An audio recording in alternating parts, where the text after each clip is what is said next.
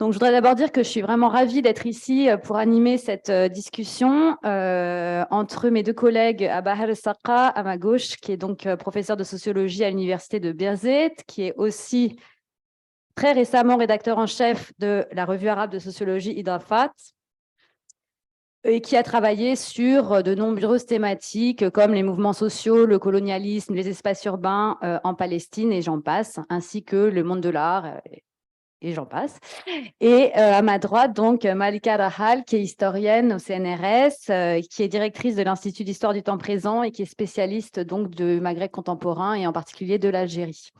Et donc, on va aborder cette question dite incontournable donc, de la comparaison entre l'Algérie et la Palestine. Et je suis particulièrement ravie de modérer ce panel parce que la question de la comparaison, en tout cas du point de vue des études palestiniennes, est une question, c'est souvent un angle mort. Et cela, mais ça a été rappelé ce matin, au nom d'un prétendu exceptionnalisme de la question palestinienne, et en partie à l'exceptionnalité de l'État hébreu qui le colonise. Et donc, cette façon d'envisager la Palestine comme une exceptionnalité, à mon sens, c'est se priver de la replacer d'une part dans son contexte régional, donc des circulations culturelles et politiques qui circulent dans l'espace du Moyen-Orient et du Maghreb, mais également, il me semble aussi que ça provient en partie, on pourra en discuter, de la difficulté qu'on a dans le monde français, à la différence du monde anglo-saxon, à aborder de front la question palestine comme une situation coloniale. J'en dis pas plus, je vais laisser la parole donc à Abahar qui va commencer cette table ronde. Merci infiniment, Véronique. Merci à Leïla Omar pour m'avoir invité. Comparer les deux expériences coloniales palestiniennes, sionistes, algériennes et françaises nous oblige beaucoup de réflexion et nous pose beaucoup de soucis. Car les deux contextes historiques et sociopolitiques de deux cas, de ces deux expériences, mettent en évidence beaucoup de similitudes, mais aussi beaucoup de différences. Pour cela, j'ai intitulé donc quelques défis méthodologiques, mais aussi théoriques et politiques. Je commence par quelques défis méthodologiques. Quand j'ai réfléchi à comparer la Palestine avec l'Algérie, j'avais pensé que je rentre dans un champ très facile que je connais un peu, vu mon expérience d'avoir vécu un peu en Algérie et connaître un peu l'histoire algérienne. Et je pensais que c'est très simple de comparer les deux expériences. Quand je commençais ce travail, que j'ai déjà publié une étude sur cette comparaison en arabe, j'ai réalisé qu'effectivement, c'est un champ très difficile et puis très peu exploré. Et puis, il y a beaucoup de choses qui ne correspondent pas du tout à mes attentes. Mais je vais essayer de partager avec vous tous ces éléments difficiles sur le plan méthodologique. Tout d'abord, il convient de noter deux points importants. Tout d'abord,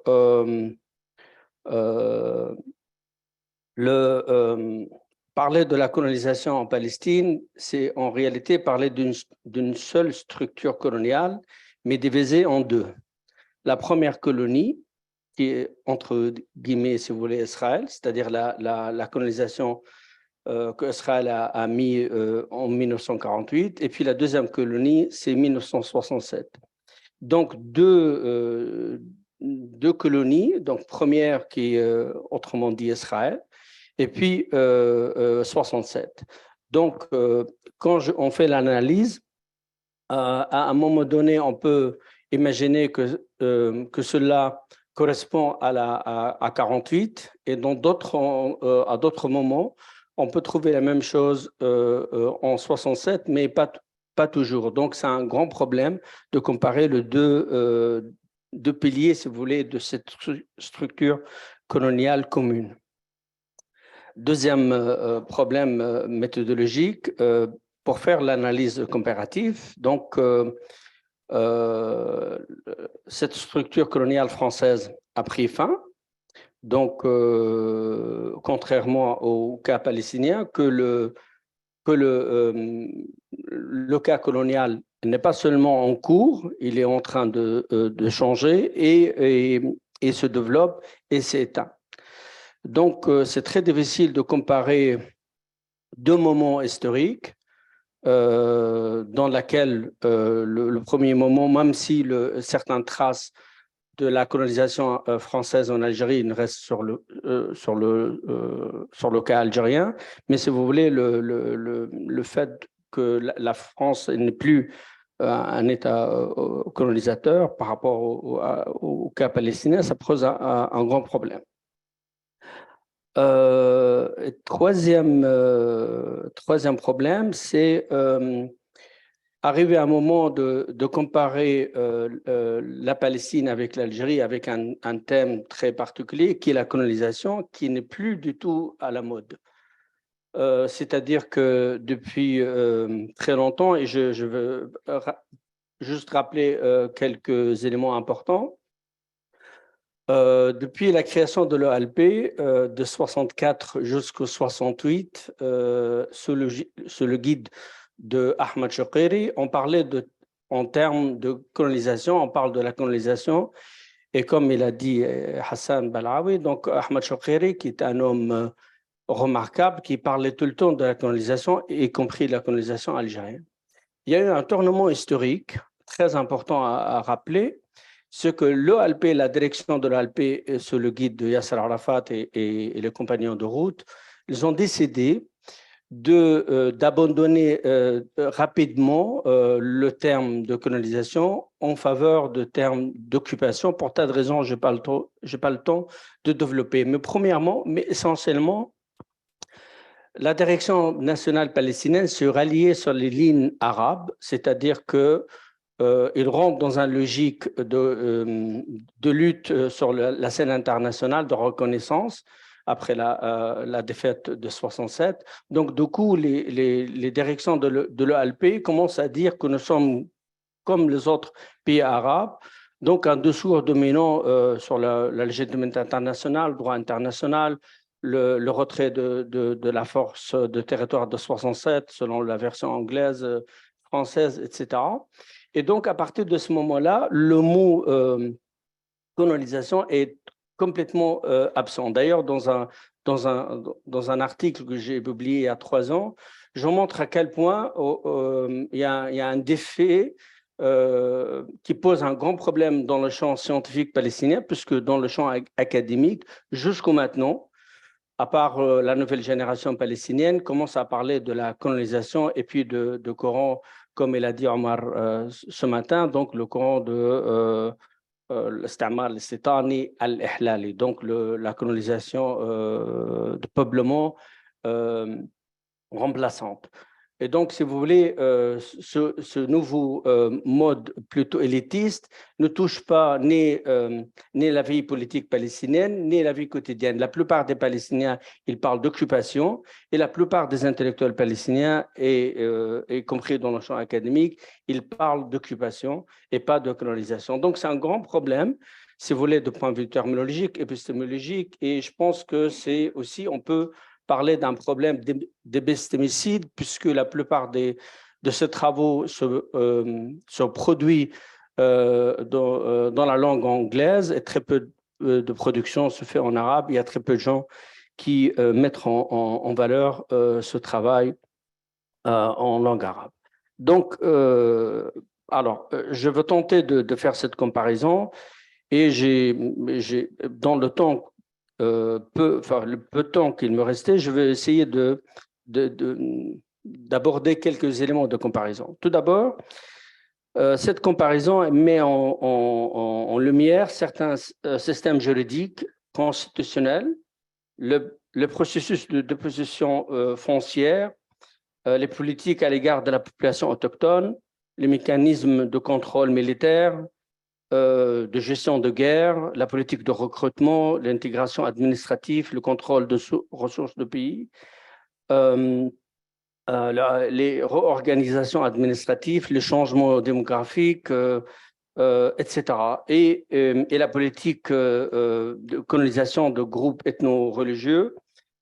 Donc, on peut trouver beaucoup d'éléments de comparaison et on trouve beaucoup de similitudes avec beaucoup de différences aussi.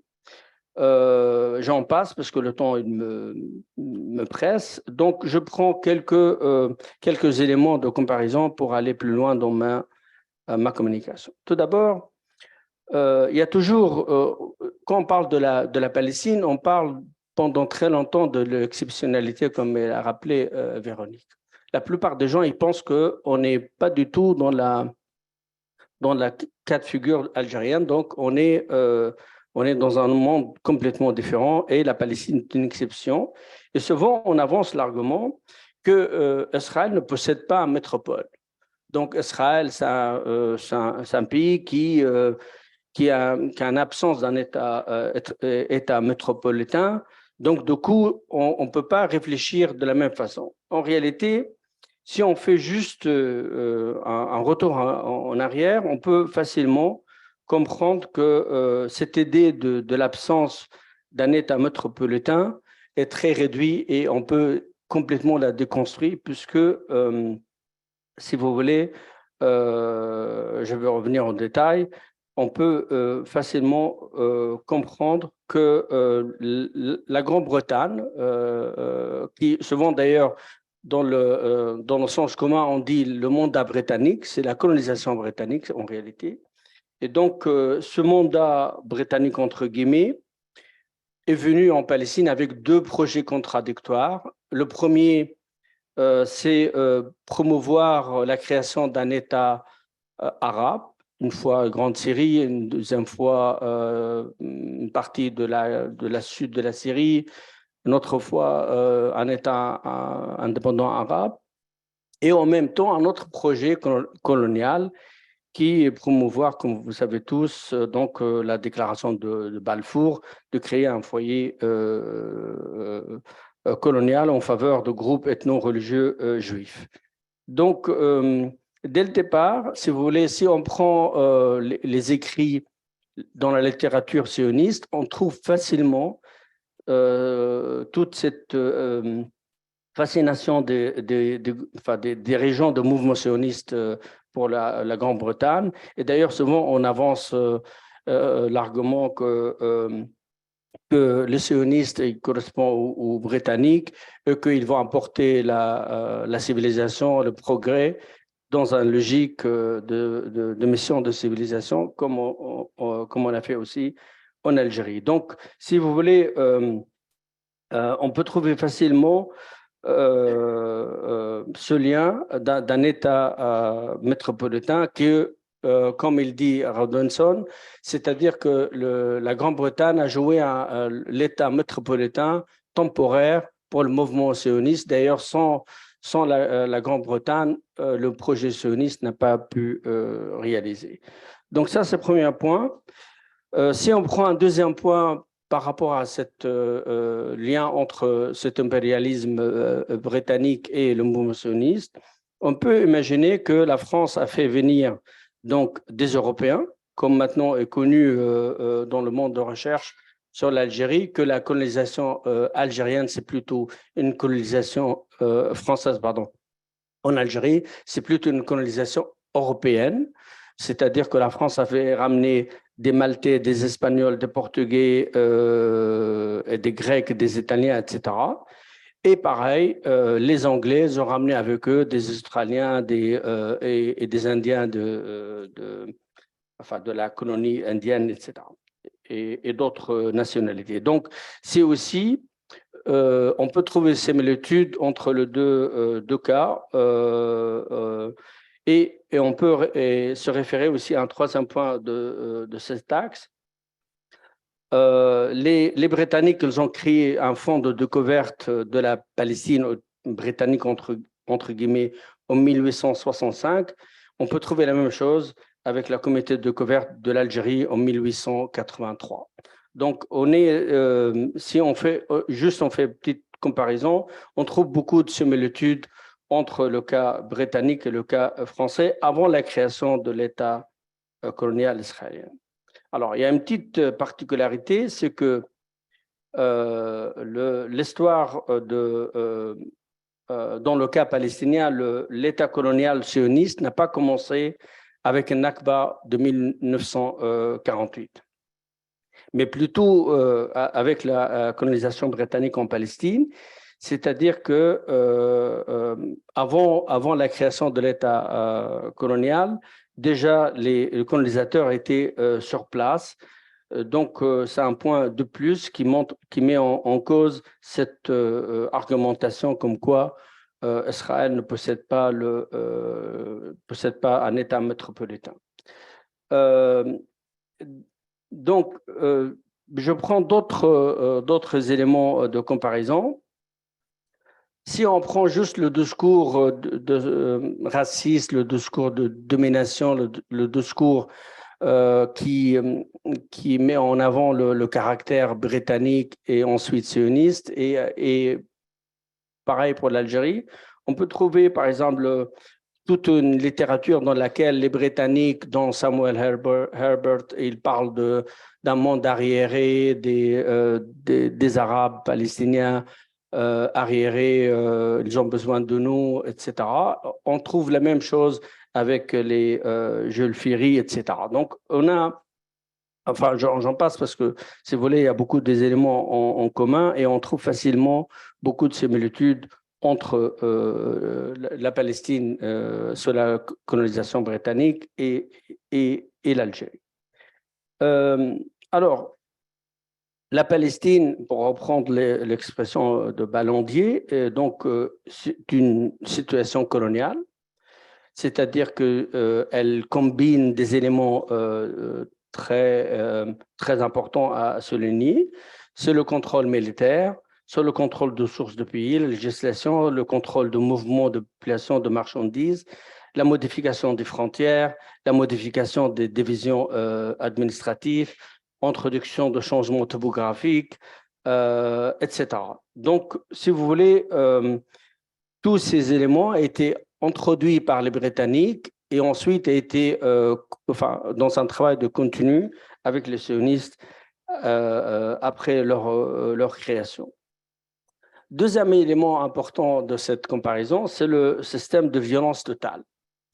Israël met un système de violence totale en tant que structure coloniale structurante. C'est-à-dire que les deux systèmes coloniaux français et sionistes, ils ont utilisé la violence totale. Si on prend par exemple l'Algérie, c'était rappelé ce matin, mais c'est juste pour vous rappeler maintenant. Donc, il y a une petite différence. La colonisation sioniste avait besoin de très peu de temps pour coloniser toute la Palestine. La France avait besoin de 40 ans pour contrôler tout le pays, pour tas de raisons. Mais revenons à cet état de la violence totale. Le colonisateur français a fait perdre la vie de 250 000 et 400 000 Algériens seulement au début de cette colonisation française. Il faut rajouter à cela donc la guerre de la libération algérienne qui a coûté, selon les historiens algériens, 1,5 million des martyrs. Il faut rajouter aussi, selon certains chercheurs, donc les milliers de victimes de destruction de structures traditionnelles dans la campagne algérienne, mais aussi les victimes de la famine de 1868. Donc tous ces éléments à peu près correspond à la situation palestinienne, puisque tout d'abord, le mouvement sioniste liait tous les liens entre le peuple palestinien et sa terre. Le sionisme nie l'existence d'un peuple palestinien, c'est-à-dire depuis la création du mouvement sioniste jusqu'à la déclaration de Smotrich à Paris, qui disait que lui-même était le vrai Palestinien. Donc, le recours à la violence dans le cas palestinien a commencé au début de projet sioniste, a entraîné la mort et des déplacements de population touchant à peu près, comme vous savez tous, 850 000 Palestiniens été expulsés, la destruction de 518 villages, ainsi la mise en œuvre d'une politique de nettoyage ethnique et spatial pendant très longtemps, et beaucoup de chercheurs palestiniens ont parlé de sociocide et herbicide, etc., comme il disait Omar ce matin. Donc, et durant donc cette logique de comparaison, si on prend juste, par exemple, l'institution administrative, de comparer la politique administrative de deux cas coloniaux, on trouve que la France, par exemple, a créé les bureaux arabes départementaux, et Israël, enfin, l'autorité coloniale israélienne, a fait la même chose, puisqu'elle a créé donc de notables et de chefs. Je peux citer par exemple quelques expériences dans la deuxième colonie, c'est-à-dire en 67, comme la Ligue des villages, Mustafa Doudine et Mohamed Jabari, et puis Youssef El-Khatib de Ramallah et Assir Al-Shamali, etc. Donc, si vous voulez, on peut facilement comparer aussi de la politique administrative de deux cas, puisque dans les deux cas, on trouve des collaborateurs. Maintenant, un autre point important aussi dans cette comparaison, on peut trouver facilement la désignation de l'administration coloniale.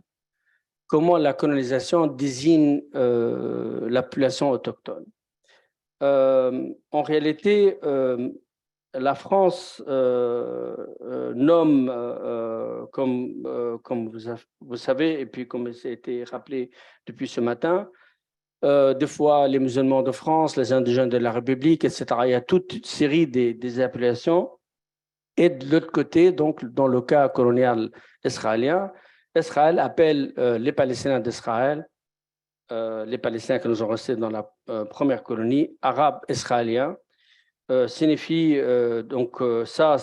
que la France refusait de reconnaître le peuple algérien, et Israël refusait de traiter le peuple palestinien en tant que peuple. D'ailleurs, cette appellation étatique coloniale concerne seulement les Palestiniens arabes de Palestine, et non pas les Juifs venus de monde arabe.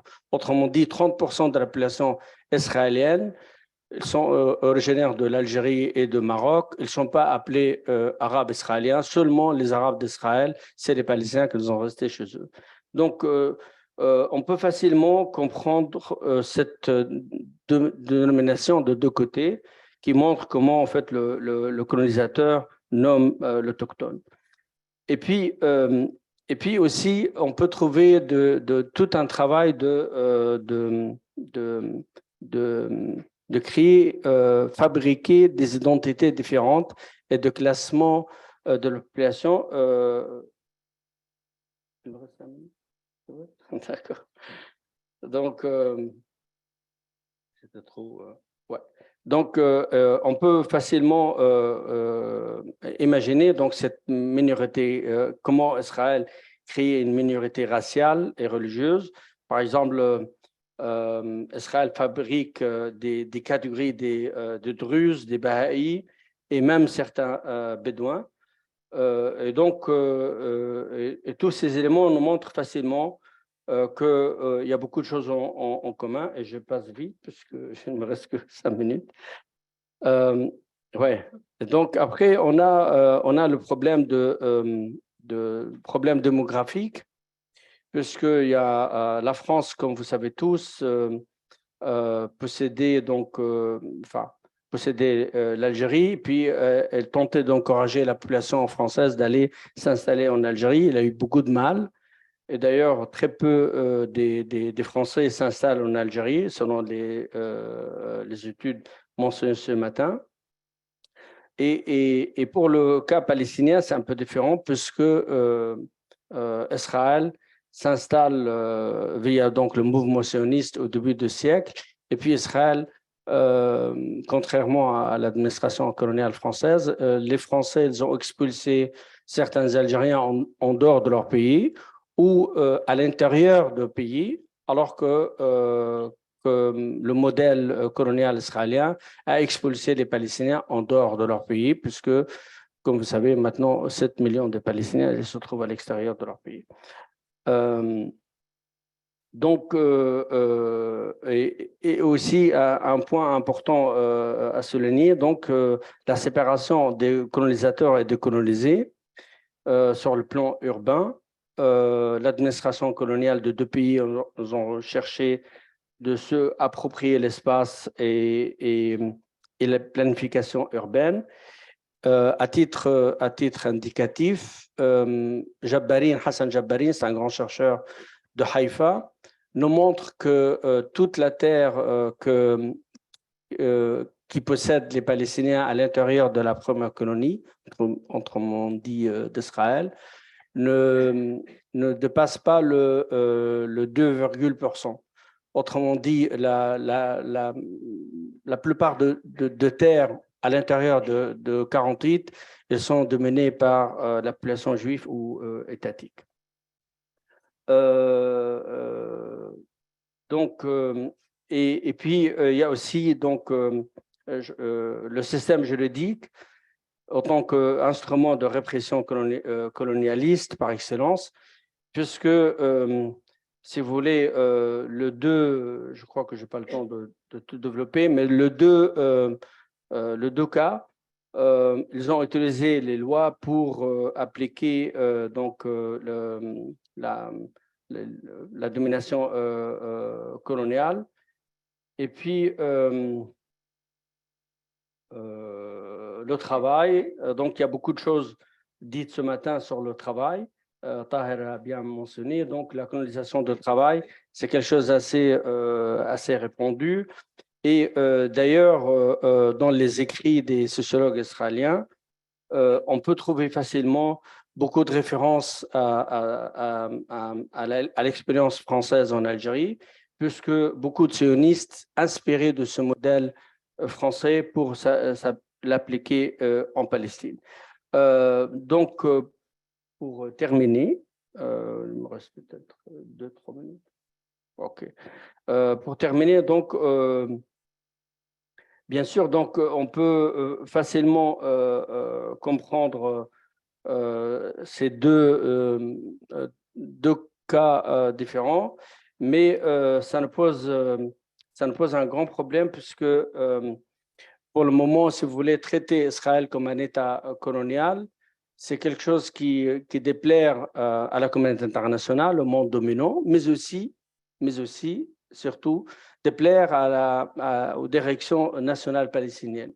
Parce que cela remettre en cause le projet défendu par l'OLP à un moment donné, c'est-à-dire le projet de deux États, et en réalité, cette démarche implicite de la part des leaders palestiniens dénaturalise le conflit. Pour cette raison, d'ailleurs, je tombe moi-même dans le piège, parce que je dis c'est un conflit, alors qu'en réalité, pendant très longtemps, le discours dominant qualifie Israël comme un État d'occupation.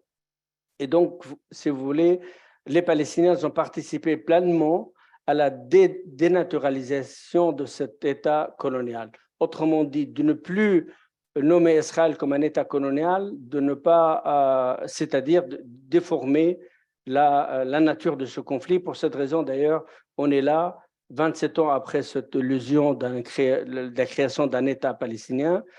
Une bonne partie de la population palestinienne ne croit plus du tout à la solution de deux États, puisqu'effectivement, pendant très longtemps, l'autorité palestinienne, les leaders politiques de toutes bords, d'ailleurs, de droite à gauche, continuent à dire que Israël, c'est l'occupation, il faut qu'il se retire des territoires de 67. D'ailleurs, si vous prenez juste Jérusalem, ça n'existe pas, Jérusalem-Est et Jérusalem-Ouest. C'est une appellation coloniale dans laquelle les Palestiniens, ils tombent dans le piège et ils répètent cette phrase pour dire que Jérusalem-Est et Jérusalem-Ouest. Tous les gens qui connaissent Jérusalem savent très bien que les Palestiniens habitaient de deux côtés de Jérusalem. Je crois que voilà, je peux m'arrêter là. Je suis vraiment désolé parce que j'ai pris un peu de temps, plus de temps au début de mon intervention, mais je pense que dans la discussion, peut-être on aura plus voilà, des éléments à éclairer. Merci beaucoup.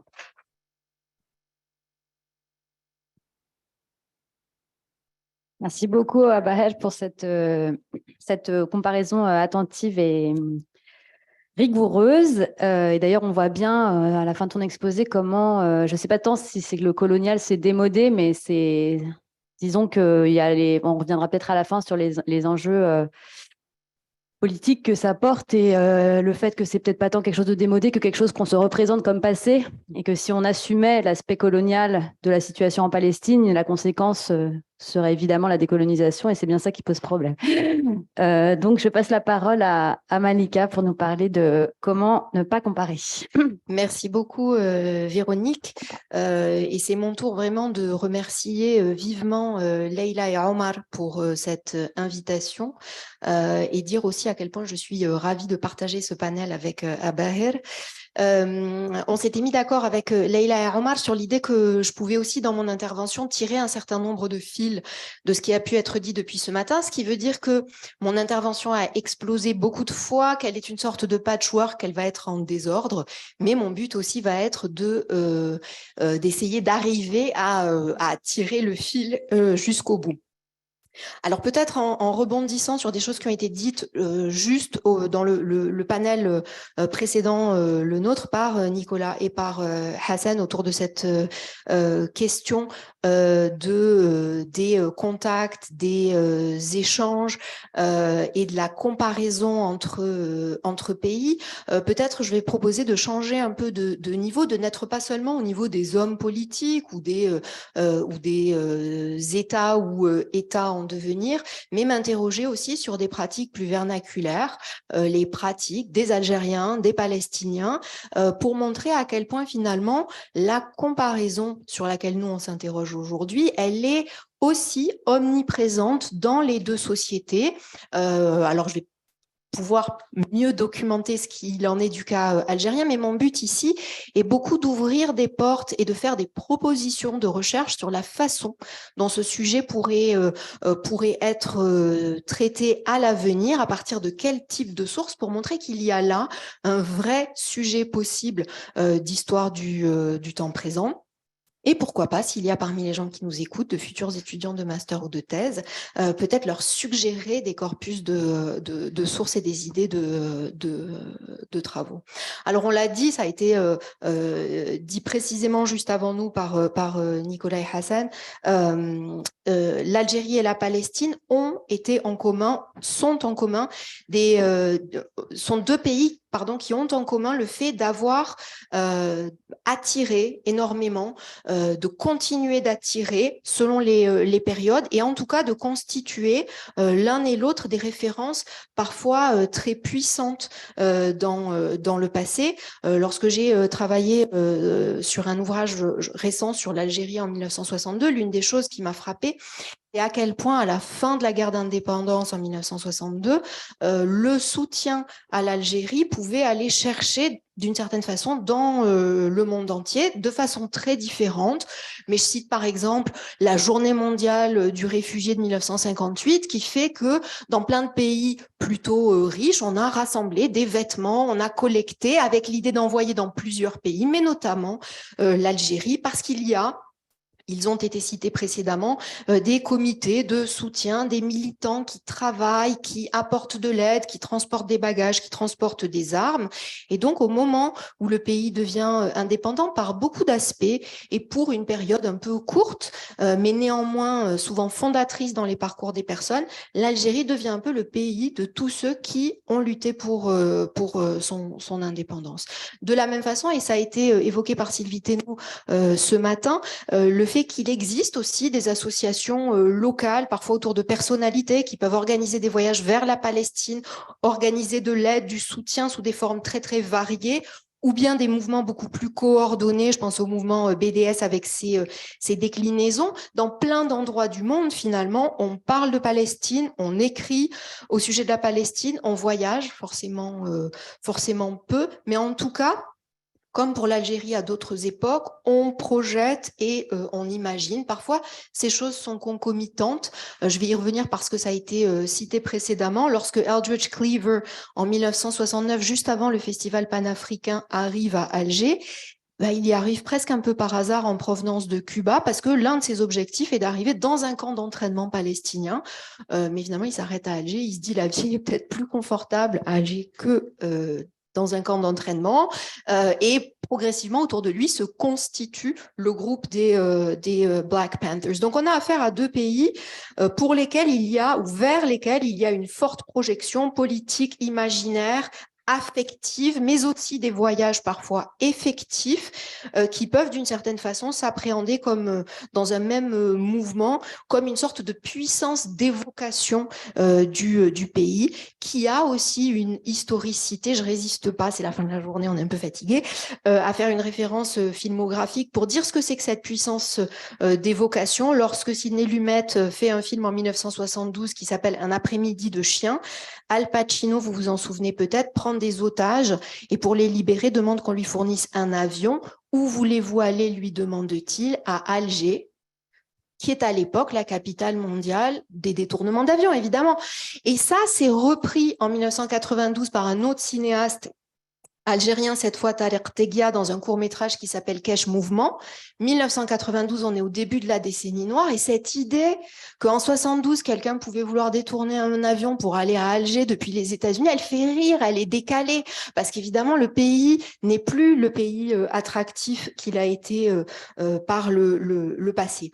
Mais ce qui est intéressant pour nous, c'est que cette puissance d'évocation, cette attractivité pour les imaginaires et pour les déplacements réels, elle fait que d'une certaine façon, on peut se placer au croisement de ces deux attractivités, que l'un et l'autre sont des références mutuelles et donnent lieu à des comparaisons mutuelles avec des références où le rapport à l'histoire est toujours présent. Et ici, je vais proposer qu'on regarde un certain nombre de photographies pour rappeler certains de ces moments. Je voudrais commencer par peut-être le plus récent, un moment 2018-2019, avec deux événements. Du côté palestinien, la Grande Marche du Retour, et du côté algérien, le Hirak de 2019. En Palestine, c'est dans ces manifestations parfois dramatiques avec énormément de morts, la présence de drapeaux algériens qui apparaissent dans les images. Ici, je vous ai pris une photographie d'une agence photographique palestinienne. Elle a la particularité, en réalité, lorsqu'on regarde le détail, de représenter en fait une équipe médicale palestino-algérienne, c'est écrit sur les petites choses qui sont sur les vestes des personnes, mais on a aussi des équipes médicales sur laquelle évidemment on a envie que quelqu'un planche pour nous dire qu'est-ce que c'est que cette Fariq Tibbi Falastini Jazairi, d'où elle sort, qui l'organise, qui la finance, qui en fait partie. Enfin, on a envie de tout savoir dessus, mais on a aussi des photographies de gens qui jettent des pierres. Je me rappelle d'une en particulier que j'arrivais pas à retrouver dans mon fil Facebook hier suffisamment vite pour la récupérer, de quelqu'un en fauteuil roulant qui allait lancer des pierres avec un drapeau algérien. Il y a peut-être un effet de source, peut-être que moi j'ai reçu particulièrement ces photographies parce que bien sûr elles marquent les Algériens. J'ai un collègue qui me disait non, il y avait autant de drapeaux de tous les autres pays arabes. En tout cas, alors Abaher me disait précédemment non, pas du tout, il y avait une présence particulière des drapeaux algériens, mais en tout cas, on a là des objets, ces photographies qui circulent sur des supports qui peuvent donner lieu à des études, en sachant qu'il y a un effet de rebond avec des articles en retour qui sont écrits en Algérie sur ce phénomène de présence du drapeau algérien. En Algérie, vous vous souvenez sans doute, et ce sera l'image suivante, que dans les premiers mois du Hirak de 2019, il y a eu une présence tout à fait spectaculaire des drapeaux palestiniens. Ces premiers mois du Hirak, c'est la période où le Hirak est le plus nombreux. C'est le moment où le Hirak est partout, dans toutes les villes, dans toutes les localités, même les plus petites. Et on a là une image, mais j'aurais pu en choisir énormément d'autres. Cette présence du drapeau palestinien, elle est souvent liée à quelque chose qu'on n'a peut-être pas assez décrit dans ce hirak, qui est l'omniprésence de revendications très fortement anti-impérialiste, notamment dans les manifestations de jeunes, les manifestations du mardi qui étaient les manifestations d'étudiants, le discours anti-impérialiste était assez sidérant de puissance et de clarté. La présence des drapeaux palestiniens a fait l'objet de débats, elle a parfois été considérée comme problématique, faisant l'objet d'interprétations que moi je considère comme fantaisistes, mais là pour le coup on aurait envie qu'il y ait une étude là-dessus. Je me rappelle d'un ami qui me disait, mais quand même, on sent bien que les islamistes sont là-dessous, ça ne peut s'expliquer que comme ça. C'est-à-dire ce peuple qui sort en masse, et la première chose qu'il fait, c'est de sortir si nombreux le drapeau palestinien. Il fallait qu'il y ait une organisation. C'est pas possible de l'interpréter autrement. Je ne suis pas d'accord avec ça, mais néanmoins, je pense qu'une étude serait possible là-dessus pour savoir exactement ce qu'il en retourne. Mais vraiment, et alors je voulais rebondir peut-être sur quelque chose qui a été dit par Fatiha un petit peu plus tôt. J'étais un peu étonnée de ce que tu disais sur le pays qui ne fait pas suffisamment le boycott, parce que j'ai l'impression que pour le coup, et y compris dans la population, on passe notre temps à faire le procès de l'Algérie et des Algériens pour la vigueur de leur boycott précisément, et notamment dans le sport, où, alors maintenant, le regard est un peu différent depuis l'Ukraine, où donc le boycott est devenu une politique internationale.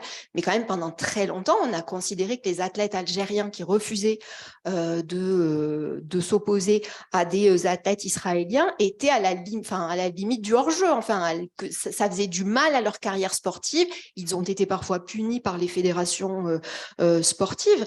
Mais pour revenir à notre moment, il y a bien sûr une histoire à ça. Il y a un passé de ces références croisées. On peut passer à l'image suivante. Il y a une histoire notamment dans les stades qui n'a pas souvent été vue. Ici, l'image d'un tifo représentant Marwan Barghouti déployé par les supporters lors d'un derby algérois, MCA USMA pour les gens qui sont spécialistes, dans le stade du 5 juillet, le 22 avril 2016. On pourrait aussi parler du match amical de l'équipe d'Algérie des U21 contre l'équipe A de Palestine en février 2018 dans le même stade du 5 juillet, archi comble, capacité 70 000 spectateurs, présence effective probablement 90 000 spectateurs, où il se passe ce truc que moi, dans ma vie, j'ai jamais vu ça. Très rapidement, l'équipe de Palestine marque un but. Que croyez-vous qu'il arriva?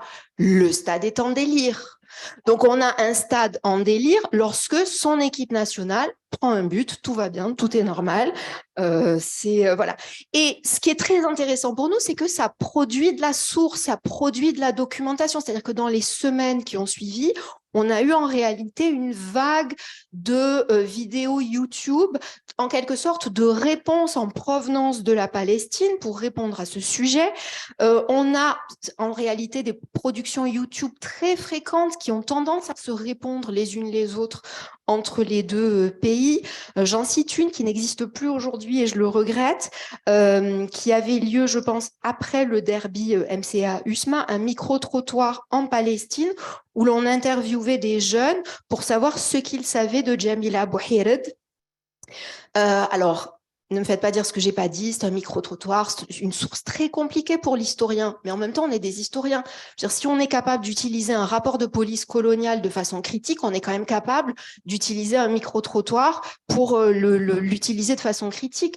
Ce qui était très intéressant, c'est de voir à quel point pour les enfants, c'était intégré. Je veux dire, ils racontaient très facilement qui était Leila Bouhired, ou bien ils étaient un peu pris en défaut sur leur cours d'histoire et ils disaient je me souviens plus très bien, mais je devrais savoir.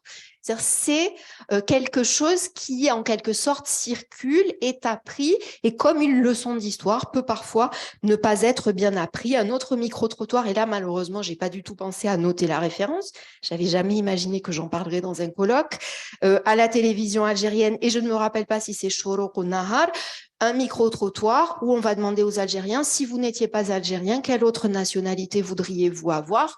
Que croyez-vous qu'il arriva? Il y a une personne qui dit, moi, je voudrais bien être allemand. Les autres, 100%, alors 100%, c'est un micro-trottoir, il y a un effet de sélection, enfin, tout ce que vous voulez comme critique possible. Mais quand même, il y a des gens qui répondent, moi, évidemment, je suis palestinien. Si je ne suis pas algérien, je suis palestinien par soutien. C'est normal. Et pour le plaisir, je vous cite une chaîne YouTube pour laquelle j'ai une grande affection d'un jeune palestinien de Raza qui s'appelle Mohamed El Bayouni.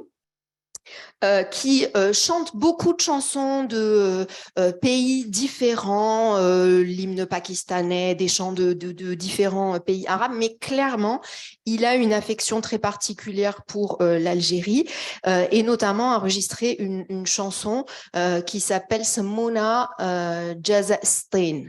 C'est un seul pays, là, c'est un seul pays, on va le rassembler, Jazastin. Mais en fait, ça va loin cette histoire parce que l'année dernière, ce jeune homme s'est rendu en Algérie. Il a rencontré un certain nombre de personnalités. Il a reçu une décoration de la part de la Keshafa Jazairiya qui lui a remis des scouts algériens qui lui ont remis un diplôme. Il a rencontré Jamila Boupacha et les historiens parmi nous savent qu'elle donne pas en fait beaucoup d'interviews. Il y a une rencontre filmée où il est présent à côté de Jamila Boupacha, l'héroïne de la guerre d'indépendance, et on lui demande de chanter. Et que chante-t-il? Il chante un chant de la guerre d'indépendance algérienne. Il chante Tayara Safra, qui raconte l'expérience de vivre les bombardements. Vous voulez pleurer, vous regardez la vidéo, qui raconte les bombardements, enfin ce que c'est que d'être des enfants sous bombardement, ce qui quand même pour un enfant de Gaza est particulière avec cette expérience répétée d'être des enfants sous bombardement. Il y a les vieilles anciennes combattantes qui viennent lui pincer les joues parce que lui-même, il est une sorte d'incarnation de la mythologie de la jeunesse palestinienne. Elles sont l'incarnation de la guerre d'indépendance. Pour un historien, c'est presque fatigant cette vidéo, tellement il y a de la mythologie qui s'entrecroise et qui ne cesse de se parler. Comme vous comprenez, c'est pas qu'une question de comparaison, c'est une question de gestuelle, c'est une question de récit, c'est une question de commémoration, c'est une question de voyage réel qui s'appuie non pas seulement sur une interprétation du passé colonial, mais sur un millefeuille temporel de relations qui se sont aussi sédimentées depuis aussi l'indépendance de l'Algérie et jusqu'au présent. Je vais pas rappeler parce que ça a été très bien fait avant moi par rappeler la question de l'époque boumédiéniste, de Alger, mec des révolutionnaires, de Nahnu ma'a Palestine, zalimatan ou mazlouma, le texte de Suzanne El Farra sur les réfugiés palestiniens en Algérie à partir de 1967, le fait que finalement le service militaire pour tous en Algérie, il est créé en 1967 par une demande des jeunes qui souhaitent que ce service militaire soit mis en place pour pouvoir participer à l'armée et au combat. Rappelez, on l'a dit, la déclaration de la création de l'État palestinien en Algérie en 1948 et 88, pardon. 88, et cette présence qui a déjà été évoquée de l'Algérie dans les mémoires de différents militants ou combattants. Je voulais juste citer par exemple celle de Fawaz Turki, dont le livre commence avec une évocation d'une réunion du Conseil national palestinien à Alger en 1983 décidément, où il commence en racontant comment ici à Alger, les gens ont entièrement nettoyé leur corps national de la crasse du passé colonial. Les rues, les places, les jardins, les marchés, tous les éléments de la ville ont changé de nom pour porter les noms des héros de la guerre d'indépendance. Et on comprend bien que dans son regard sur Alger, il y a ce regard sur un avenir possible de la Palestine. Cette question de la temporalité d'une situation par rapport à l'autre. On va la voir aussi, c'est ancien. Alors voilà, la page de Mohamed Wael El-Bassiouni et cette fameuse chanson Jazastin. Et puis l'image suivante, pardon, je ne résiste pas, la demi-finale de la Coupe arabe, décembre 2021, le plaisir de vous montrer l'image de Houssine Ben Aïada. Juste pour le plaisir, je n'en fais pas de commentaire. Todd Shepard, s'il était là, ferait un bien meilleur commentaire que moi. Mais donc l'image suivante, la une d'El Moudjahid du 1er novembre de la première année de l'indépendance 1962, où je ne sais pas si vous le voyez clairement sur le destin, l'Algérie au premier plan arrive à son indépendance, mais derrière elle, il y a d'autres situations coloniales et il y a bien sûr le drapeau de la Palestine qui arrive dans la foulée. C'est pas le seul pays qui est constamment cité, hein. Les gens se souviennent beaucoup d'avoir chanté pour l'Angola, pour le Mozambique notamment, sur le fait que le pays allait être suivi de beaucoup d'autres. On retrouve énormément de telles références temporelles. Je vais en citer une parmi plein d'autres, mais aussi pour montrer la variété des sources que l'on pourrait collectionner pour faire ce type d'études. Un tweet qui date de 2021 que j'avais pu repérer, où quelqu'un écrit, un Algérien écrivait dans un dialogue au sujet de ce rapport Algérie-Palestine, Palestine al-Yom, Mad el-Jazair, la Palestine d'aujourd'hui et le passé de l'Algérie, ou al-Jazair al-Yom, Mustaqbal Palestine, l'Algérie d'aujourd'hui est peut-être l'avenir de la Palestine. Donc on a cette puissance d'évocation qui est très forte. Alors moi je peux davantage parler de sa puissance en Algérie. Elle est suffisamment puissante et presque l'indicateur de sa puissance, c'est le fait que bien sûr elle est parfois utilisée comme un élément de transgression. Si vous voulez être hyper transgressif et provocateur, une des choses que vous pouvez faire, c'est remettre en question ce rapport avec la Palestine ou contester le fait de le faire. C'est pour ça que Boualem Sansal tient sa position fortement sur cette question, se rend en Israël d'une façon peut-être plus subtile qu'Amel Daoud, lorsqu'il écrit en 2014 au fort de la guerre « Pourquoi je ne suis pas solidaire de la Palestine », il y a évidemment un élément de transgression, mais aussi de critique forte à la fois du régime en place et une critique sur laquelle vraiment il faudrait revenir, sur l'historicité de laquelle il faudrait revenir, du panarabisme, parce qu'elle peut aller jusqu'à être tenue par des mouvements comme le mouvement de l'autonomie kabyle, par exemple, de Farhat Mahanni, par exemple, dans la capitale et Paris, mais qui joue beaucoup de cela, s'est rendu en Israël, etc. Donc pour en quelque sorte pouvoir documenter tout ça, pour pouvoir l'étudier, il faudrait évidemment pouvoir aussi insérer les autres comparaisons, voir comment on parle dans chacun des deux pays d'autres situations coloniales, replacer ces comparaisons au sein d'un groupe plus large pour voir si ou pas il y a une spécificité du rapport des pays l'un à l'autre. Je voulais réfléchir aussi à partir par exemple d'un poème, celui de Mahmoud Darwish en 1992, Al-Khutba al-Hindi al-Ahmar, qui, donc, alors on pourrait faire toute l'analyse, on ne va pas le faire ici, et moi j'en suis bien incapable, mais néanmoins il commence. إذن نحن من نحن في الميسيسيبي, nous sommes qui nous sommes au bord du Mississippi. Il y a bien là un élément de comparaison qui est daté, qui quelque part scelle l'entrée dans l'âge d'Oslo. Et moi je me demande si on pourrait par exemple documenter et contraster des références. Il y en a eu ce matin à la question des Indiens d'Amérique des Premières Nations, une sorte de mémoire vaincue, une mémoire douloureuse, une mémoire tragique, et de l'autre une mémoire algérienne. Est-ce qu'on pourrait temporaliser, ça ne doit pas se dire, mais ces comparaisons pour montrer comment on est rentré, comme le disait Omar, dans l'âge d'Oslo pour faire ces références mutuelles. On a parlé beaucoup de la difficulté de la comparaison, mais il me semble que dans ces comparaisons vernaculaires, populaires, il y a quelque chose qui nous, comme chercheurs, nous oblige en quelque sorte. Il faut bien que nous ayons d'abord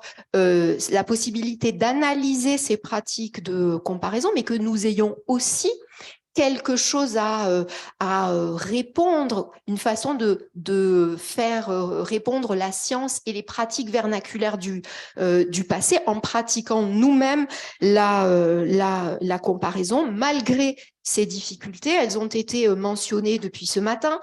La complexité des événements dans le cas palestinien, avec Abaher a parlé de 2 colonisations, mais du coup peut-être même 3, la colonisation britannique, la colonisation à partir de 48, la colonisation à partir de 67, et puis comme l'a dit, je crois, Baptiste cet après-midi, une synchronicité qui fonctionne bien, mais qui cesse en 1962. Donc, à partir de 1962, cette comparaison, elle ne nous aide plus nécessairement à penser la colonisation dans le présent de la Palestine. Mais là, pourquoi alors se limiter à 2 comparaisons? Pourquoi comparer seulement ces 2 termes-là? Moi, une des choses qui m'avait beaucoup aidé en réfléchissant à ce qu'était l'indépendance de l'Algérie, c'était de la remettre dans le contexte plus vaste des colonisations. Et peut-être on peut passer à la diapositive suivante. La suivante, s'il vous plaît. En comparant, par exemple, ici, je réutilise un graphique créé par l'équipe de Thomas Piketty qui présente les populations européennes dans différentes situations coloniales. L'Algérie est l'avant-dernière, donc juste avant l'Afrique du Sud, ce qui est quand même un cas assez différent, où l'on voit bien à quel point la colonisation algérienne est spécifique par rapport à d'autres pays qui sont devenus indépendants du fait du poids de la population coloniale.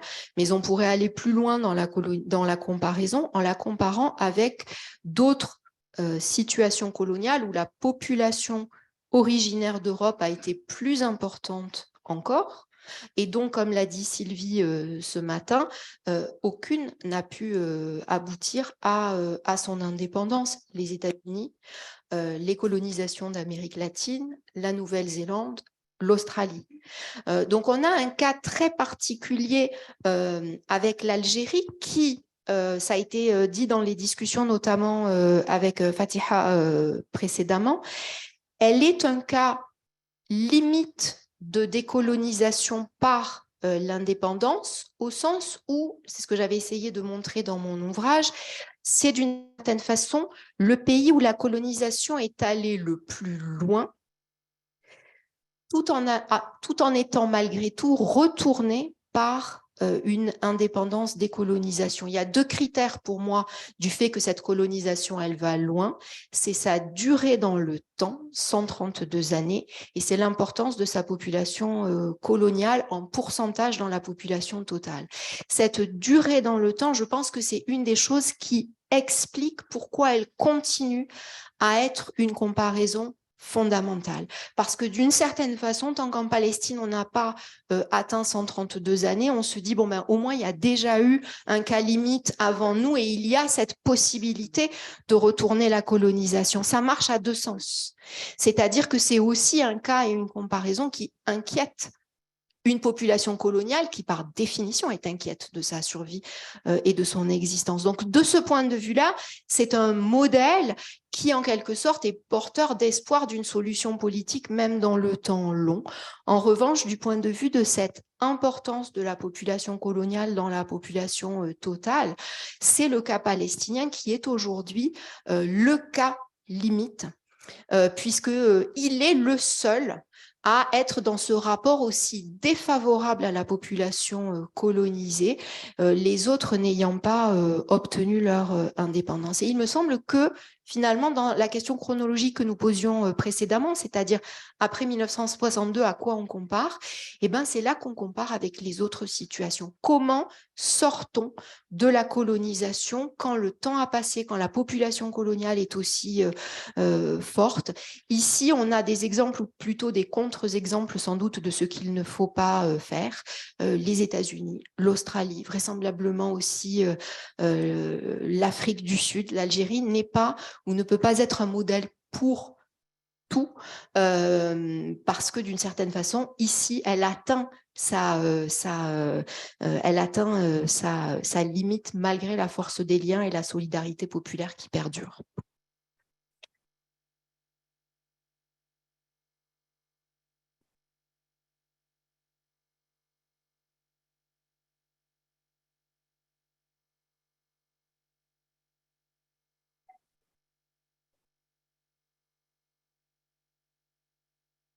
Merci, merci. Merci beaucoup, Malika, pour cet exposé hyper riche et qui nous montre bien, au-delà même de la question de la comparaison, la puissance d'identification aussi qu'il y a au sein des personnes qui repose sur, ben voilà, tu l'as bien montré, des circulations d'imaginaires, de pratiques qui se répondent les unes aux autres aussi et qui s'auto-alimentent en fait dans cette forme d'identification.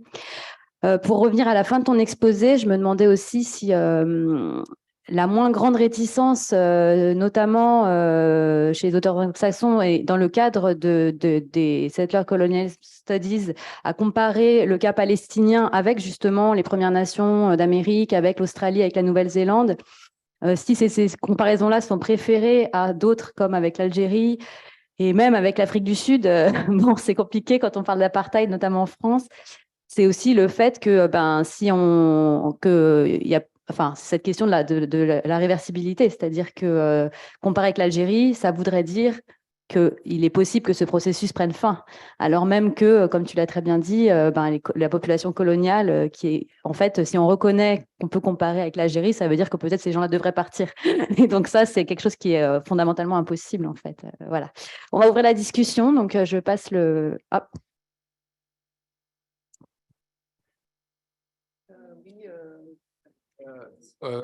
Oui, merci Malika pour votre intervention. Je voulais juste apporter un petit complément d'information qui n'a pas été soulevé depuis ce matin. C'est que le soutien inconditionnel de l'Algérie à la cause palestinienne, sur un plan historique, il faut savoir que dans le combat anticolonial que menait l'Algérie, Israël, pendant la guerre d'Algérie, s'est rangé du côté de la partie coloniale. Et ça, c'est un aspect qui n'a pas été assez développé dans les différentes interventions depuis ce matin. Alors, à titre d'exemple, il faut savoir que le Mossad, en 1958, a délégué toute une équipe d'agents secrets qui sont partis en Algérie et qui ont participé à des ratonnades anti-musulmanes à Constantine. Ça, il y a très peu de gens qui savent ça. Et puis, je relayerai l'information par l'explosion du bateau.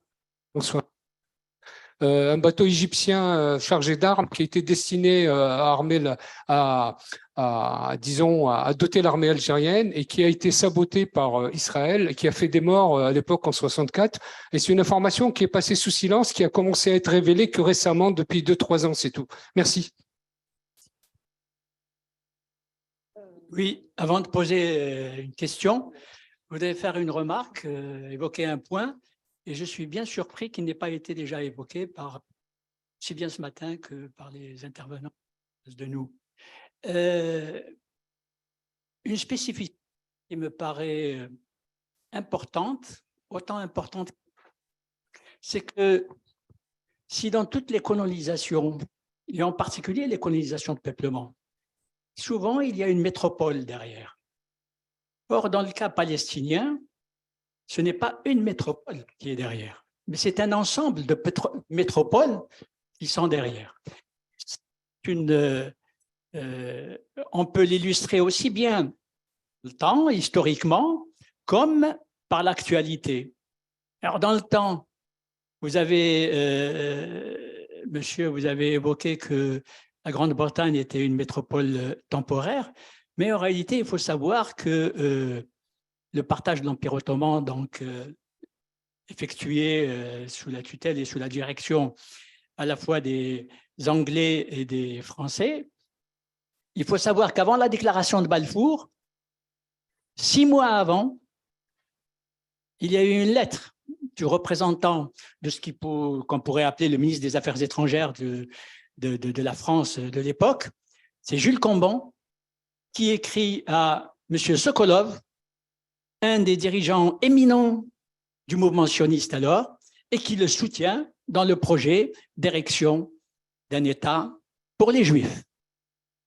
Et bon, ça c'est sur le plan historique, mais on pourrait défiler comme ça, je veux dire, passer par 56, quand l'État d'Israël a participé à l'agression tripartite contre l'Égypte, on pourrait, je veux dire, continuer comme ça incessamment. Mais quand même, je voudrais signaler une chose, c'est l'entrée des États-Unis comme métropole de soutien à la création de l'État sioniste et à sa perduration, surtout. C'est à partir de 1947, au Congrès de Baltimore à New York. Le programme,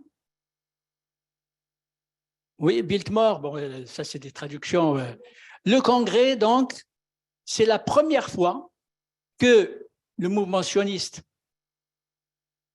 revendique un État, parce qu'avant on parlait de foyer, jusqu'à 1947 on parlait de foyer. Monsieur, Là, on revendique... résumer un petit peu, s'il vous plaît, parce qu'il y a beaucoup de questions. J'arrive, je sens que, bien sûr, il y a le temps, il faut laisser le temps aux autres aussi. Et donc,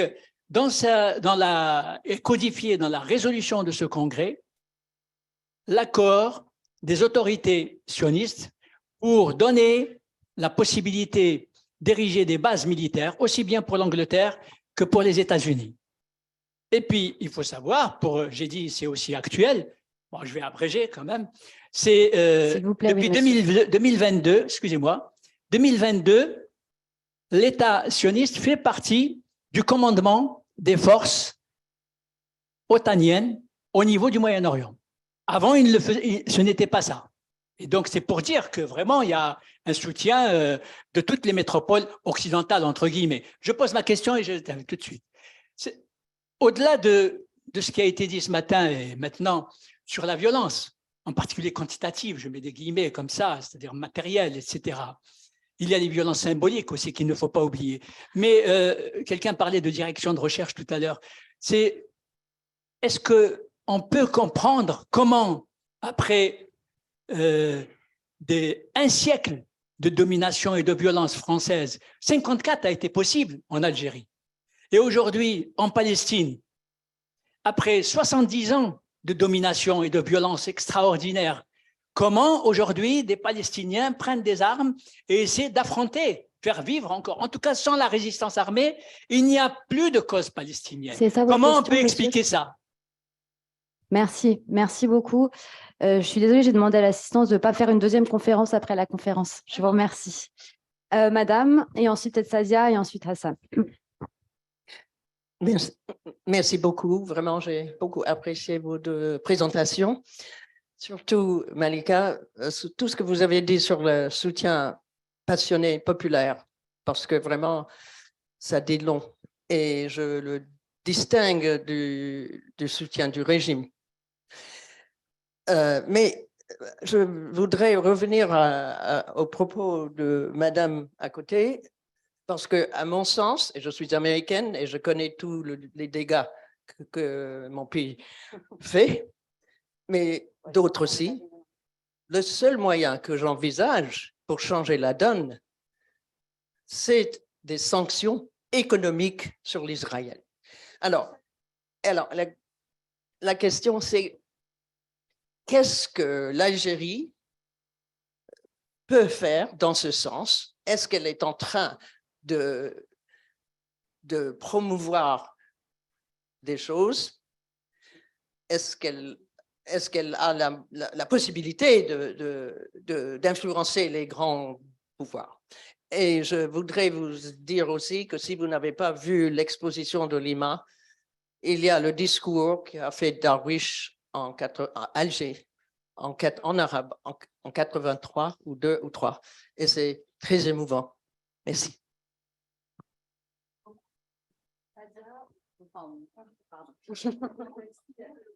Non, mais on alterne les hommes et les femmes, c'est bien. Très rapidement, je voudrais juste ajouter peut-être 2 éléments. Bien sûr, j'ai beaucoup appris de 2 interventions de Abaher et de Malika. C'est vraiment très enrichissant. Juste, et peut-être c'est bien après l'intervention de Madame qui vient des États-Unis, peut-être un élément d'histoire, très rapidement. Okay. On a parlé ce matin avec Youssef. Ce que l'FLN, avant l'indépendance de l'Algérie, a eu l'intelligence de comprendre un moment historique important. qui était celui de déclin de l'empire colonial français, que ce soit en Afrique, et aussi une certaine aide indirecte des États-Unis, non pas pour l'Algérie, mais parce que les États-Unis et l'Union soviétique, à une époque, ne voulaient plus avoir les deux grandes puissances à l'époque, la France et la Grande-Bretagne. C'est dans ce sens-là que les deux grandes puissances qui étaient en train de monter, qui allaient devenir après les deux grandes puissances, les États-Unis et les Soviétiques, étaient par exemple contre l'agression de trois pays, la France, l'Angleterre et Israël, contre l'Égypte. C'est parce qu'ils ne voulaient plus que ces deux anciennes puissances restent. Et les Algériens avaient compris ça et ont très bien manœuvré, y compris même en ayant de contact aux Nations Unies, contact aussi avec les États-Unis. Ce qui, bon, on a beaucoup parlé des points communs entre l'Algérie et la Palestine, mais il y a un point aussi de divergence, à mon avis, qui est profonde. Ce que les deux blocs, américains et soviétiques, les deux blocs, étaient contre la Palestine dans la naissance de la question palestinienne dans les années 40. Les deux ont voté la création d'un État israélien. Les deux ont admis. Et les deux ont aidé. Les deux, pas uniquement les Américains, mais aussi les Soviétiques. Les deux ont aidé la naissance de l'État d'Israël au détriment du peuple palestinien. Je termine un point. Je suis d'accord avec ce qu'a dit Abaher sur le changement de la revendication palestinienne d'un projet total de toute la Palestine à un État et une partie. Et d'ailleurs, peut-être Jehan, il a les archives dans son université à l'ULP à Bruxelles. Dans certaines littératures de Fatah, dire un État palestinien en 68, 69, c'était une insulte. Et d'ailleurs, le Fatah considérait que le projet d'un État palestinien, que c'était un complot, pour dire à quel point que c'était. Mais quand même, il y a eu un événement majeur qui change totalement, c'est Septembre Noir. 70, l'affrontement entre l'armée jordanienne et la résistance palestinienne. Là, l'OLP, la résistance palestinienne, est sortie de cette idée, de ce romantisme révolutionnaire, d'un mouvement révolutionnaire.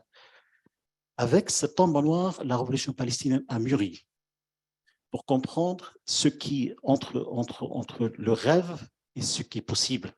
Excusez-moi, vous avez une question? Ça y est, j'ai terminé. Non, c'était juste ajouter cet élément que ce Septembre Noir 70 a fait qu'effectivement, il y a eu un changement important dans le concept de la revendication palestinienne. Voilà, merci. Pas de questions, ok. Sadia, après on fait une réponse aux questions et après on prendra un nouveau round de questions. Ouais, je vous ai vu et je vous ai vu. Merci beaucoup pour ces deux présentations. Ah ben, j'avais une question parce que là, je suis un peu très confuse. Non, ça m'intéresse, la question de l'occupation et de la colonisation. Parce que moi, dans un contexte culturel chez les Palestiniens de 48, ils n'utilisent pas en fait le Nakba, on dit Sanat al-Ihtilal quand on parle de 48. Donc eux, l'Ihtilal, c'est l'occupation, c'est le terme qu'ils utilisent. Donc moi, je voudrais après, peut-être si possible, de répondre un peu plus, parce que c'est quelque chose qui n'apparaît pas nécessairement dans ce que je peux lire hein, d'un point de vue historique. Ça, c'est très important. Je terminerai juste, j'ai envie de dire que pour la solution, est-ce que le modèle algérien, l'aboutissement du modèle algérien est une solution? Je ne sais pas. Mais il y a une chose. Pour un peuple qui n'a pas de souveraineté, un peuple qu'on écrase, qu'on éparpille dans le monde et qu'on écrase sa question au niveau international, j'ai envie de dire, c'est à lui de décider quelle solution. Ça, je crois que c'est important. Moi, je l'ai vu, c'est en partant là-bas en disant mais je n'ai pas donné de leçon à qui que ce soit. Quel modèle suivre? Ça, c'est important. Et on va un peu dans Frantz Fanon. C'est la question de la violence. Et ce n'est pas nécessairement une violence physique. Qu'est-ce qu'il faut pour se rétablir sa dignité? Voilà. C'est au Palestinien de décider. Un État, 18 000 États, je ne sais pas. C'est à eux de décider. Voilà. Merci. On va faire peut-être une première session de réponse et puis ensuite on prendra d'autres questions. Oui, moi que Malik, d'accord. Ok. Merci beaucoup. Tout d'abord, pour la question de métropole, moi je pense que on est d'accord et on n'est pas d'accord. On est d'accord sur effectivement, donc il y a un soutien inconditionnel à l'égard d'Israël de la part des mondes dominants. Je crois que c'est personne ne peut dire que le monde entier ne soutient pas Israël. Je pense qu'Israël est soutenu par la plupart des pays dominants dans le monde. Et je crois que dans ce sens-là, on peut imaginer qu'effectivement, c'est des métropoles un peu métaphoriques. Mais en réalité, pour moi, le métropole, dans le sens où c'est une machine qui a été mise en place, qui a aidé les migrations juives en Palestine, qui a imposé la langue hébreu aux mères palestiniennes, qui a imposé la langue hébreu, qui a changé la nature, qui a modifié la loi de Machar en Palestine. Donc, on ne peut pas dire que la France et que les États-Unis, ils ont fait la même chose. Donc, la Grande-Bretagne a participé pleinement à la réalisation de projets sionistes par tous les moyens. Donc, d'ailleurs, certains historiens ils qualifient la Grande-Bretagne comme la machine de la mise en projet colonial. Et donc, pour cette raison, je pense qu'on est d'accord effectivement sur le soutien, mais je pense qu'il y a un seul métropole dont je tiens à défendre, qui est pour moi la Grande-Bretagne. Pour la violence, je pense, effectivement, donc il y a, personnellement, j'utilise la violence totale qui englobe, donc effectivement en France, on utilise la violence totale pour qualifier la suite de la Révolution française, ou récemment, on utilise la violence totale pour parler de terrorisme. Mais moi, j'utilise la violence totale comme une structure coloniale, et j'explique dans cette violence totale, dans la violence symbolique, quelqu'un parlait de violence symbolique, parce que la violence totale d'Israël n'est pas seulement tuer des gens, de faire des massacres, c'est aussi la violence au quotidien, au checkpoint, au permis, enfin tout. Donc, les Israéliens, ils interviennent dans tous les domaines de la vie quotidienne palestinienne. Pour cette raison, elle est violence totale. Pour la question je crois, pour les sanctions économiques, effectivement, je pense que c'est un domaine très important, et il faut sanctionner Israël. Il faut boycotter Israël, et chez les Palestiniens tout d'abord, parce qu'en fait, les Palestiniens, ils boycottent pas assez. Et je veux dire quelque chose qui me sort de corps. Je viens d'arriver de Gaza, et à Gaza, il n'y a pas de boycott. C'est quelque chose c'est assez étonnant. Donc, je pense qu'il faut boycotter les produits israéliens. Alors,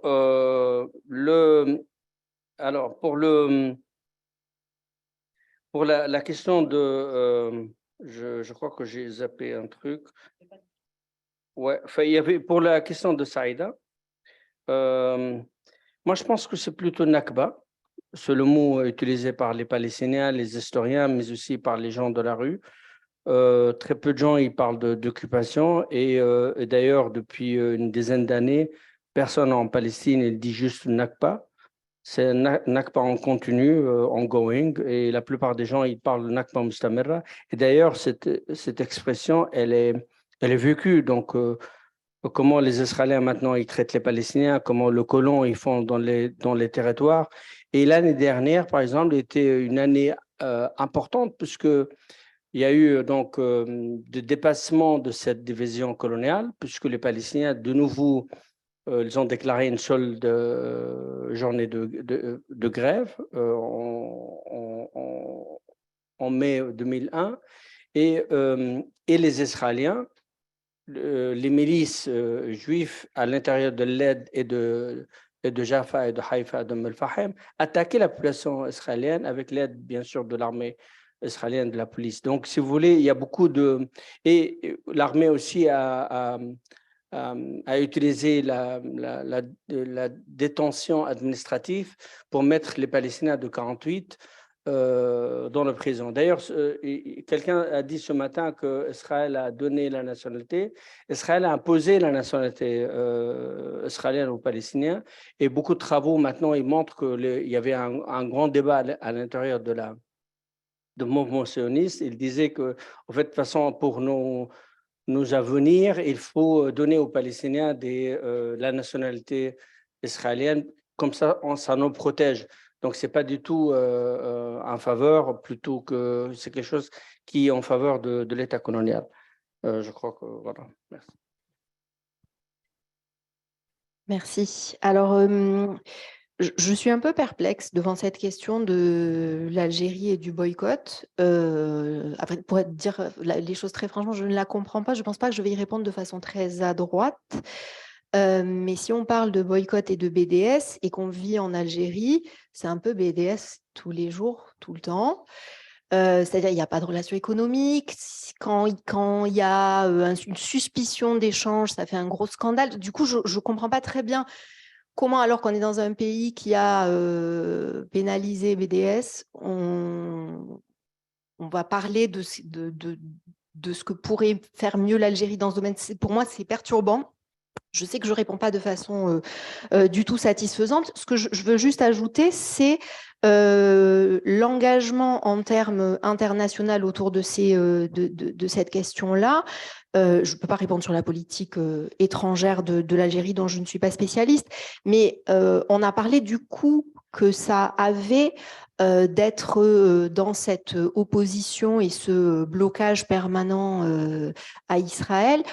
L'Algérie n'est pas un pays qui a une force de frappe ou d'attractivité telle qu'aujourd'hui, il va y avoir des foules de gens qui vont se lever pour suivre un conseil donné par le ministre des Affaires étrangères algérien. Enfin, je ne sais pas très bien de quoi exactement on est en train de parler. C'est un pays qui a été extrêmement isolé et notamment dans l'âge d'Oslo, a été isolé parce que du côté du gouvernement, mais aussi du côté des gens, et pas forcément toujours pour les mêmes raisons, mais on a été très en opposition avec ce monde d'Oslo.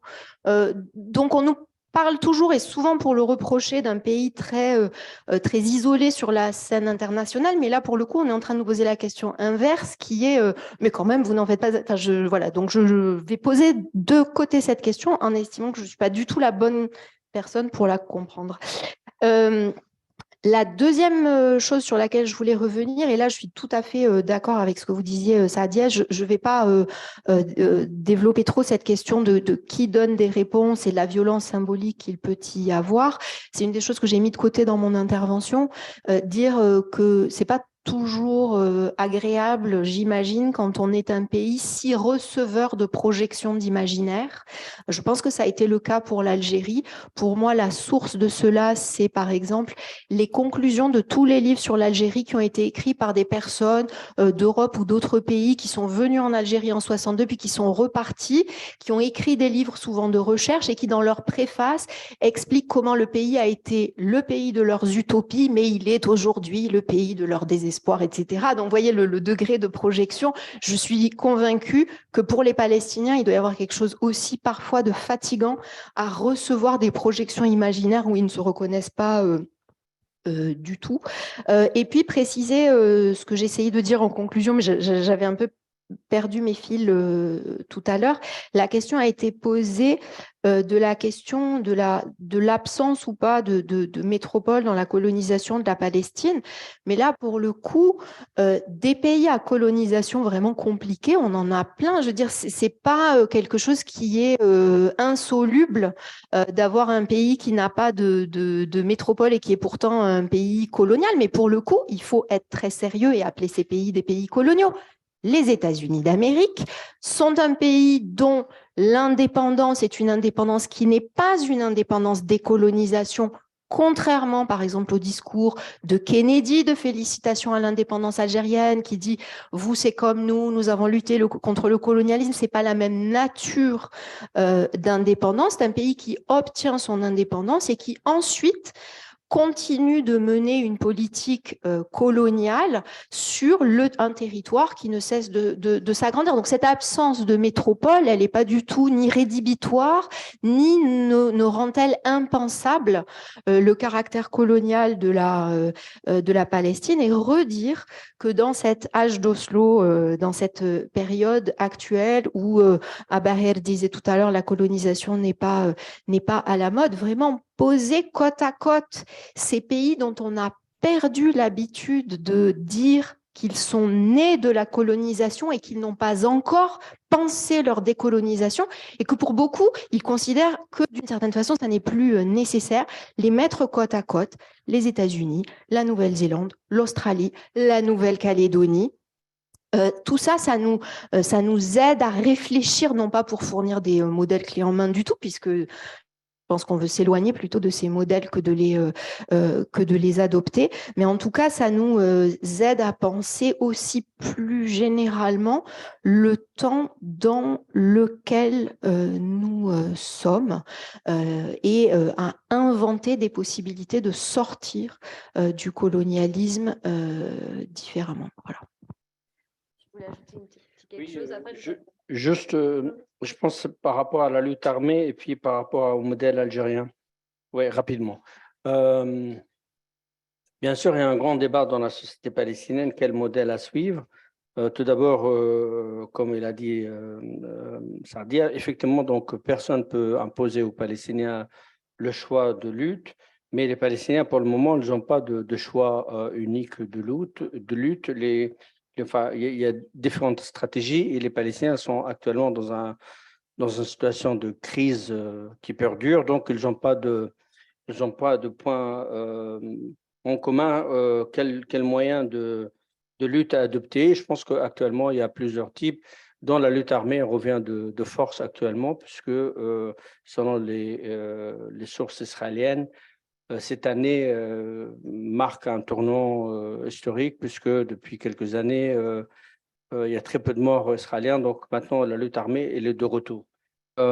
Mais pas de la même façon qu'avant. Sur le modèle algérien, c'est juste donner deux mots. Je pense que le modèle algérien, bien sûr, il est séduisant, puisque beaucoup de gens ils pensent que c'est la même chose, donc il faut suivre le modèle algérien, c'est-à-dire, mais souvent les gens ils pensent que le départ de colons, c'est la fin du projet colonial. Mais en réalité, on peut imaginer, et d'ailleurs, il y a beaucoup d'intellectuels en Palestine, ils imaginent qu'on peut faire la décolonisation sans le départ total de la population coloniale, c'est-à-dire de déconstruire l'État colonial israélien et imaginer d'autres choses. Donc, si vous voulez, ça fait partie de débats dans la société palestinienne, et d'autres, bien sûr, ils pensent que le modèle algérien à suivre, c'est-à-dire le départ total de tous les colonisateurs. Donc, voilà, ça fait partie des débats internes palestiniens. C'était Youssef. Une question courte, s'il vous plaît. Non, c'est fini alors, désolé.